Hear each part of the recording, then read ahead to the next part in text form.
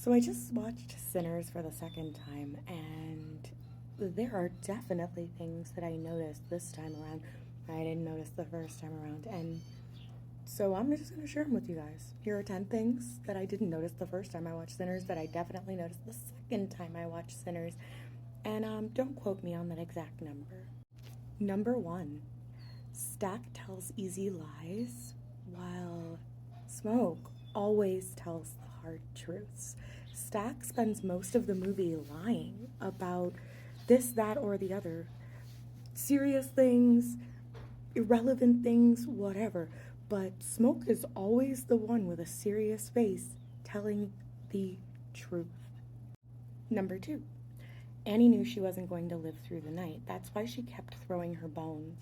It came up telling her the same thing over and over again.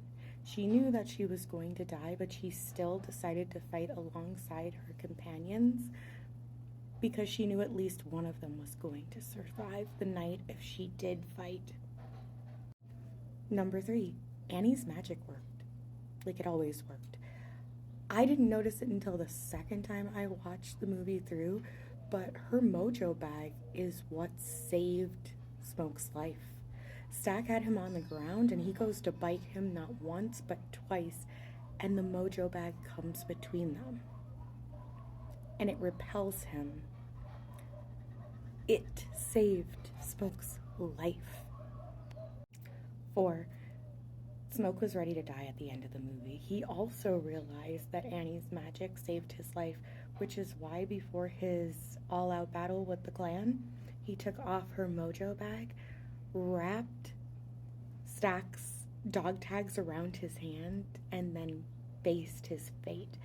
He knew for a fact that her bag would save his life, and he didn't want that, so he took it off. 5. Stack rolled Smoke's cigarettes. At the beginning of the movie, you see Stack light a cigarette and hand it to Smoke. And at the end of the movie, you see Smoke attempting to roll his own cigarettes while shaking before he just realizes he can't and he just says, fuck it.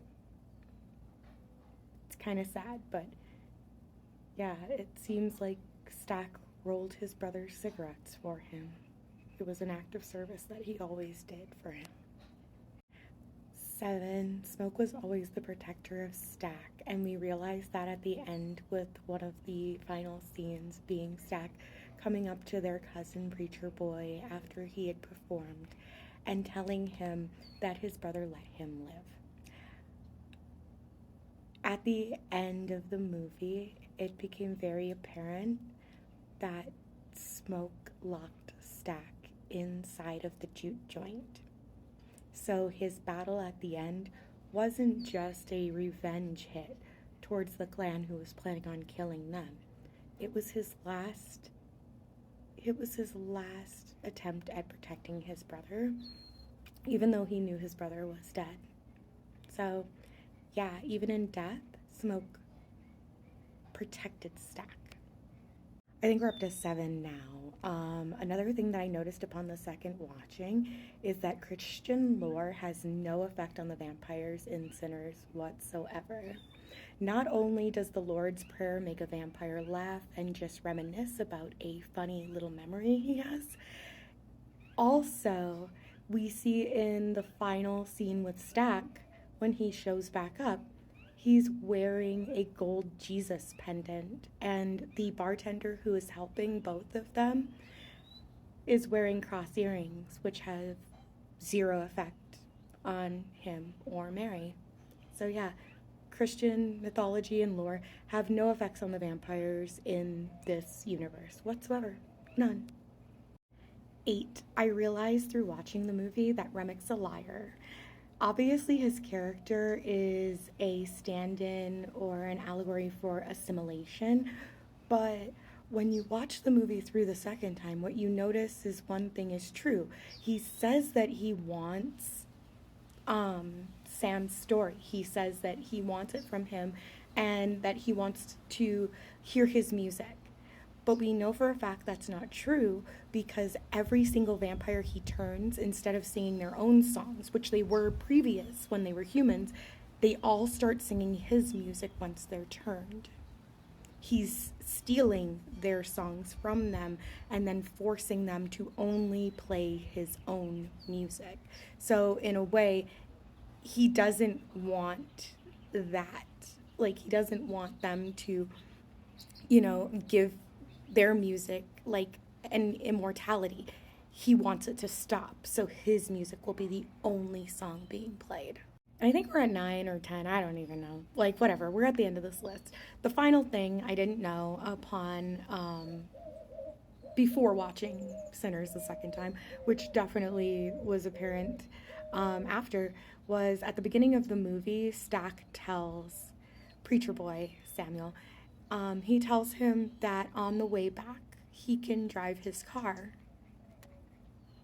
And in the scene where he's driving back to the church after leaving the juke joint, he's driving Stack's car. So that is the one truth that Stack tells in the movie. He did, in fact, let him drive his car back on the way back to town.